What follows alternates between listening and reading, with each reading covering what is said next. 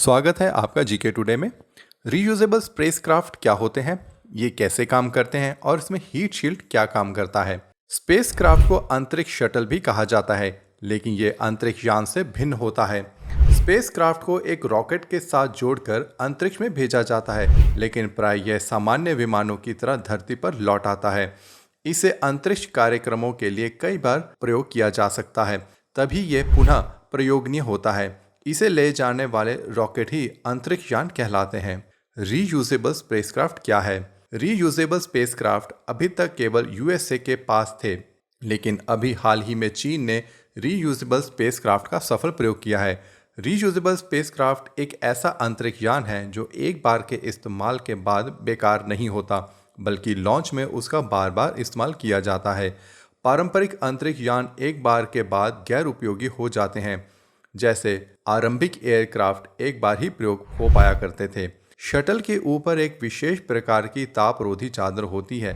यह चादर पृथ्वी की कक्षा में उसे घर्षण से पैदा होने वाली ऊष्मा से बचाती है, इसलिए इस चादर को बचाकर रखा जाता है।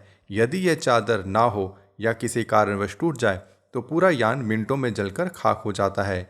रीयूजेबल स्पेसक्राफ्ट में एक ऐसा मैकेनिज्म होता है कि यह धुरी से हटकर धरती के वातावरण में दोबारा लौट पाता है।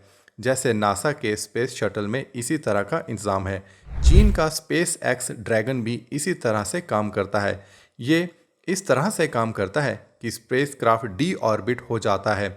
इससे उसकी गति काफ़ी कम हो जाती है और यह नीचे उतरने लगता है।